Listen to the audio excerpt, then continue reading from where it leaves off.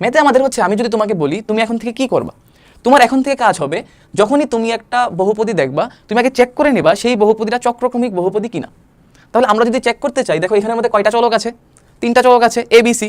তো আমরা যদি একটু সিরিয়ালটা চিন্তা করি, এ তারপরে বি তারপরে হচ্ছে সি, সি এর পরে হচ্ছে আবার এ, যেহেতু কিছু বলে দেওয়া নাই আমাদের সিরিয়ালে আমরা লিখলাম। তাহলে আমরা একটু জাস্ট চেক করে নিব যেটার জন্য উৎপাদকের বিশ্লেষণ আমি করতেছি সেটা হচ্ছে চক্রক্রমিক কিনা। একটু চেক করি দেখো তো।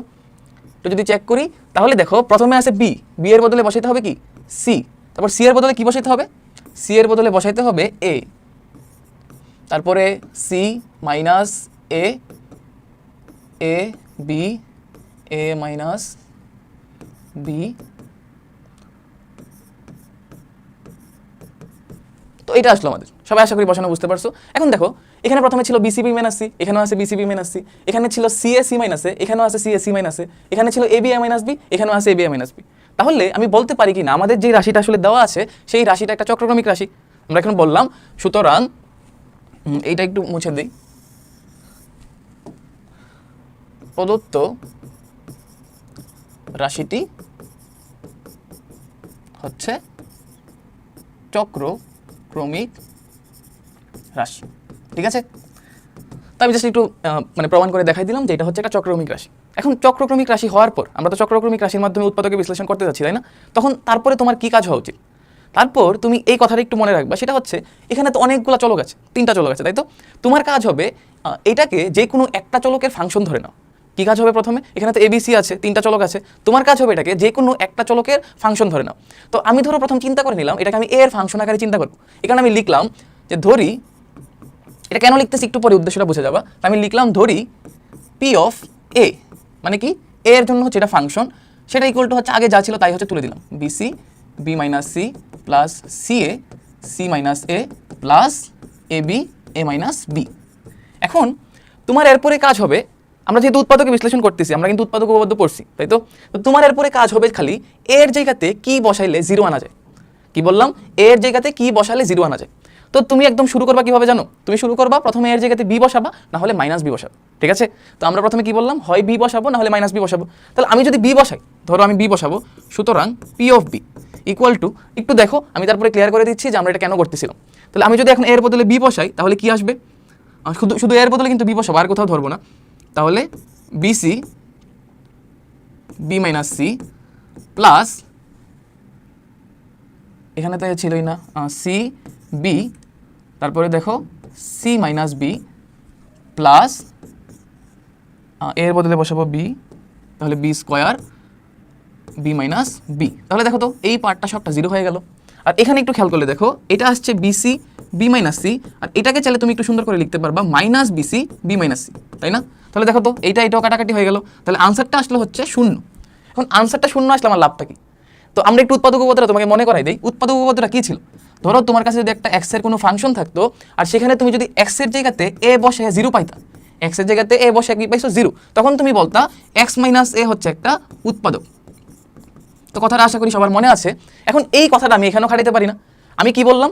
আমি বলছি আমি দেখো এক্স এর জায়গাতে এ বসে 0 পাইলে আমি বলি এক্স মাইনাস এ একটা উৎপাদক। তাহলে আমি এখানে এর জায়গাতে বি বসে 0 পাইছি না, তাহলে আমি বলতে পারি কি না সুতরাং এ মাইনাস বি একটি উৎপাদক, বলতে পারি? দেখো এখান থেকে এখন আমি বলতে পারি এ মাইনাস বি একটা উৎপাদক। এখন অলরেডি তো আমি একটা উৎপাদক পেয়ে গেছি, তো আমাদের কাজ প্রায় শেষ হয়ে গেছে। এখন আমরা চক্রক্রমিক রাশির যে সূত্রটা আছে সেটার দিকে একটু যাই। আমাদের বলছে চক্রক্রমিক বহুপদীর উৎপাদকে বিশ্লেষণ করার ক্ষেত্রে কোনো চক্রক্রমিক বহুপদীতে যদি তুমি এ মাইনাস বি একটা উৎপাদক পাও তাহলে B minus C C minus A এগুলো হচ্ছে এটার উৎপাদক হবে। তো জিনিসটা যদি একদম ইজি করে বলতে চাই তাহলে চক্রক্রমিক রাশির ক্ষেত্রে যে উৎপাদকগুলো তুমি পাবা সেইগুলোর যে গ্রুপ আছে সেই গ্রুপটা একটা চক্রক্রমিক রাশি হবে। মানে একদম সুন্দরভাবে যদি বলতে চাই, দেখো আমার এখানে আসছে শুধু এ মাইনাস বি, তাই তো? কি আসছিল? শুধু এ মাইনাস বি। এখন আমি কি বলছি, চক্রক্রমিক রাশির ক্ষেত্রে উৎপাদকগুলো যেগুলো হয় সেগুলো হচ্ছে চক্রক্রমিক রাশির গ্রুপ আকারই থাকে, সেগুলো চক্রক্রমিক রাশির গ্রুপ আকারে থাকে। এখন দেখো এখানে যে এ মাইনাস বি আছে সেই এ মাইনাস বিটা কি চক্রক্রমিক রাশি? অবশ্যই না, কারণ চক্রক্রমিক রাশি হইতে হলে তোমার এর জায়গাতে বি বসাইতে হবে, বি এর জায়গাতে সি বসাইতে হবে, সি এর জায়গাতে আবার এ বসাইতে হবে। তো এখানের মধ্যে A B B C C এইগুলো তো আর নাই, তাই তো? এটা কি তাহলে চক্রক্রমিক রাশির কোনো গ্রুপ হইলো? কিন্তু এখানে যখন তুমি এ মাইনাস বি পেয়ে গেছো তুমি গ্রুপটা পূর্ণ করতে চাইলে আমি কি বললাম, আমি বারে বারে বলতেছি যে চক্রক্রমিক রাশির যে উৎপাদকগুলো থাকে সেগুলো চক্রক্রমিক রাশির গ্রুপের মতো করে থাকে। তাহলে এখানে দেখো অলরেডি তুমি এ মাইনাস বি নিলা, এখন তুমি যদি সাথে আরো B minus C C minus A নাও, এটাকে আমি বলতেছি একটা গ্রুপ। বলো তো এই যে গ্রুপটা আমার আসলো, এই গ্রুপটা একটা চক্রক্রমিক রাশির গ্রুপ কিনা? দেখো তুমি যদি এর জায়গাতে বি বসাও, বির জায়গাতে সি বসাও, সির জায়গাতে কি এ বসাও, তাহলে দেখবে একই জিনিস আসতেছে। তার মানে এটা একটা চক্রক্রমিক রাশির গ্রুপ হইলো। আমি কি বলছি, উৎপাদকগুলো এরকমভাবে থাকে যাতে হচ্ছে ওইটা চক্রক্রমিক রাশি হয়। তাহলে এটা অবশ্যই একটা চক্রক্রমিক রাশির ফর্মে আছে। তাহলে আমার এখান থেকে এই কথাটা লিখছে, কোনো চক্রক্রমিক বহুপদীর এ মাইনাস বি যদি একটা উৎপাদক হয়, তাহলে B minus C, C minus A ওইগুলো হচ্ছে উৎপাদক হবে। কারণ হচ্ছে আমার চক্রক্রমিক রাশির গ্রুপ আকারে কাজ করতে হবে, এবং চক্রক্রমিক রাশি অলওয়েজ আসলে গ্রুপ আকারেই কাজ করে উৎপাদকগুলো। মানে এ মাইনাস বি থাকলে b minus C, C minus এটা থাকবেই। এখন তোমাদের কোয়েশ্চেন আসতে পারে যে ভাই এ মাইনাস বি না থেকে আমি যদি এ প্লাস বি পাই, মানে এর আগে তো হচ্ছে দেখো এর আগের ম্যাথটাতে আমি কি করলাম, এর আগের ম্যাথটাতে আমি এর জায়গাতে বি বসে 0 পাইছি, কিন্তু অনেক জায়গাতে হইতে পারে আমার এর জায়গাতে মাইনাস বি বসে 0 পাওয়া লাগতে পারে। তো যখন তুমি এর জায়গাতে মাইনাস বি পাবা, তখন দেখো তো এ প্লাস বি তোমার একটা উৎপাদক হবে। তো কথা কিন্তু ঘুরে ফিরে সেমই। আমাদের কি করতে হবে, চক্রক্রমিক রাশির জন্য যখন আমরা উৎপাদকের বিশ্লেষণ করব, তখন আমরা গ্রুপ আকারে লিখব। তাহলে এ প্লাস বি এটা কি একটা চক্রক্রমিক রাশি হইলো না? যেহেতু হয় নাই, তাহলে আমরা গ্রুপ বানাই নিব। কিভাবে বানাইতে পারি, এ প্লাস বি যেহেতু অলরেডি হয়ে গেছে, তাহলে আমি সাথে যোগ করে দিব B plus C, C plus A. এখন দেখো তো এটা একটা চক্রক্রমিক রাশি হয়ে গেল, তাই তো?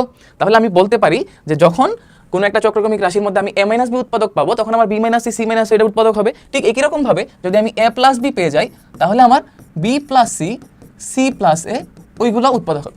সবাই আশা করি বিষয়টা বুঝতে পারছো। তো 1 নম্বরটা আমাদের এতটুকু পর্যন্ত ছিল, পরেরগুলো আবার পরে আলোচনা করবো। তা আমরা আমাদের ম্যাথে ফিরি। তো আমাদের ম্যাথে কি বলছিল, দেখো এ মাইনাস বি হচ্ছে আমার উৎপাদক পেয়ে গেছিলাম। তাহলে আমি অলরেডি বলতে পারি, সুতরাং চক্রক্রমিক রাশির নিয়ম অনুযায়ী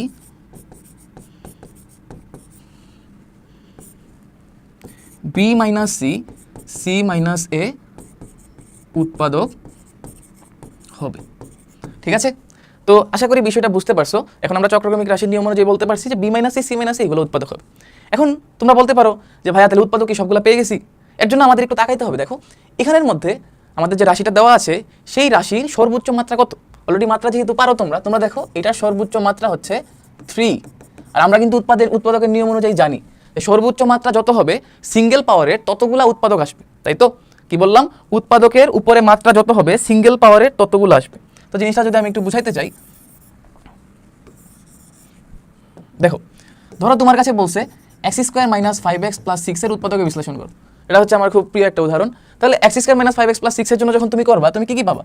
একটা পাবা x মাইনাস 3 আর একটা পাবা x মাইনাস 2। তো তোমাকে যদি আমি বলি এখানে কয়টা উৎপাদক তুমি পাইছো? 2টা। তো দেখো তো খেয়াল করে x এর উপর হাইয়েস্ট পাওয়ার কত ছিল? 2। x এর উপর হাইয়েস্ট পাওয়ার 2 হওয়ার কারণে এখানে তুমি উৎপাদক পাইছো 2টা। এবং দেখো প্রত্যেকটা উৎপাদক কি সিঙ্গেল পাওয়ারের না? এই কারণে সিঙ্গেল পাওয়ার মানে x এর উপর হাইয়েস্ট পাওয়ার হচ্ছে 1। তাহলে এরকম করে x এর উপর যদি হাইয়েস্ট পাওয়ার 1 থাকে, তো 1 1 করে 2টা উৎপাদক পাবা। ঠিক একই রকম ভাবে যদি x কিউবের কোনো একটা কিছু থাকে, তাহলে তার জন্য হচ্ছে তুমি 3টা করে পাবা, তাই তো? সাধারণভাবে হচ্ছে 3টা পাবা সিঙ্গেল পাওয়ারের। তো এটা আমি বলতে পারি। এখন এখানের ক্ষেত্রে আমি ওই কথাটা বলতে পারি না, যেহেতু আমার এখানে মাত্রা হচ্ছে 3 বা সর্বোচ্চ মাত্রা হচ্ছে 3, তাহলে আমি বলতে পারি আমি আসলে উৎপাদক কয়টা পাবো? 3টা পাবো। আর খেয়াল করে দেখো আমি কিন্তু অলরেডি 3টে উৎপাদক পেয়ে গেছি, একটা হচ্ছে a মাইনাস বি, একটা b মাইনাস সি আর একটা c মাইনাস এ। তাহলে এখন আমি লিখতে পারি, সুতরাং bc b minus C plus cb c minus b plus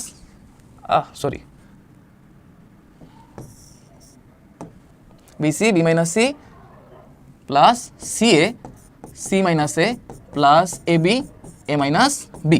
ঠিক আছে? তাহলে সেটার জন্য আমি কিন্তু অলরেডি উৎপাদক পেয়ে গেলাম। কি কি পাইছি? একটা হচ্ছে a মাইনাস বি, একটা হচ্ছে b মাইনাস সি আর একটা হচ্ছে c মাইনাস এ, তাই না? এখন তোমরা দেখো আমি একটা গ্যাপ রাখছি। এই গ্যাপটা রাখার উদ্দেশ্য কি? খেয়াল করে দেখো তুমি কিন্তু এখানে যা কিছু করছো সবগুলো কিন্তু তুমি হচ্ছে তোমার যে নিয়ম আছে সেই নিয়ম অনুযায়ী হচ্ছে প্রসিডিউর অনুযায়ী আগাইছো। কিন্তু তোমার এখানের মধ্যে যদি কোনো একটা কনস্ট্যান্ট থেকে যায়, তো সেই কনস্ট্যান্টটা কি তোমার প্রসিডিউর ভিতরে কোনো জায়গাতে ইনক্লুড ছিল? অবশ্যই না। কারণ তুমি এখানে খালি বলছো যে a মাইনাস বি একটা উৎপাদক হলে b minus C, c minus এগুলো উৎপাদক হবে। তুমি আর প্রথমে উৎপাদকগুলো বের করে ফেলছো, কিন্তু উৎপাদকের সামনে 2 3 4 এগুলো থাকতে পারে, -1 +1 এগুলো থাকতে পারে, যে কোনো কিছু থাকতে পারে। মানে মেইন কথা একটা কনস্ট্যান্ট গুণাকার থাকতে পারে। কি কনস্ট্যান্ট গুণাকার আছে সেটা তো তুমি জানো না, এই কারণে তুমি লিখে দিবা একটা k। তাহলে আমি লিখতে পারি bc b minus C plus ca c minus A plus ab a minus B equal to k into a minus B b minus C c minus A. তাহলে এখন তোমার যে ইকুয়েশনটা এখানে আসলো, অলওয়েজ মনে রাখবা তোমার ইকুয়েশনটা যে কোনো এবিসি এর ভ্যালুর জন্য সত্য। তোমার ইকুয়েশনটা যে কোনো এবিসি এর ভ্যালুর জন্য সত্য। তাহলে আমরা যদি একটু বলি আমাদের ইকুয়েশনটা কি লিখলাম, নোট যে কোনো এবিসি এর মানের জন্য সত্য। ঠিক আছে? এখন ABC এর যে কোনো মানের জন্য যেহেতু সত্য, তার মানে এখান থেকে তুমি ABC এর যে কোনো মান যেহেতু বসাতে পারবা, এই কারণে তুমি ইজিলি এখান থেকে এটা পেয়ে যাবা। এখন যে কোনো মান বসাতে পারবা দেখে আবার ABC সবগুলো ভ্যালু 0 বসাই দিলে হবে না কিন্তু, তাই তো? কারণ সবগুলো 0 বসাই দিলে আবার দেখা যাবে কেই গায়েব হয়ে গেছে, তখন কে এর ভ্যালু আর কই পাবা। তো এখন আমাদের কাজ হচ্ছে ABC এর এরকম ভ্যালুগুলো বসানো, যাতে হচ্ছে আমরা কে এর ভ্যালু পেয়ে যাই। তাহলে এখন আমরা লিখব সুতরাং A ইকুয়াল টু ধরলাম 0, B ইকুয়াল টু ধরলাম 1, C ইকুয়াল টু ধরলাম 2। কি বললাম? A equal to 0, B equal to 1, C equal to 2 বসিয়ে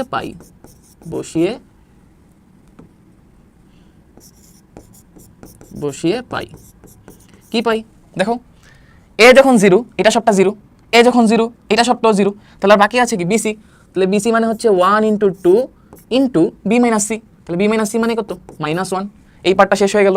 তারপর ওই পার্টের দিকে একটু যাই, এটা গুণাকারে থাকবে A - B। A - B মানে কি? -1। B - C মানে কি? -1।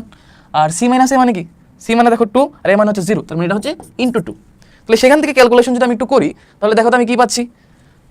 আমি এখানে পাচ্ছি -2 ইকুয়াল টু 2K, সেখান থেকে আমি পাচ্ছি K ইকুয়াল টু -1। তো তুমি যদি এখানের মধ্যে কেটা না বসাইতা, সেই মাইনাসটাকে ভ্যানিশ হয়ে যেত না, এই কারণে হচ্ছে আমরা এখানে কেটা বসাইছি। তাহলে এখন কিন্তু আমাদের ফাইনাল আনসার চলে আসছে। আমরা ফাইনাল আনসারটা একটু বলতে পারি। সুতরাং রাশিটা কি ছিল? রাশিটা ছিল BC B - C, CA C - A,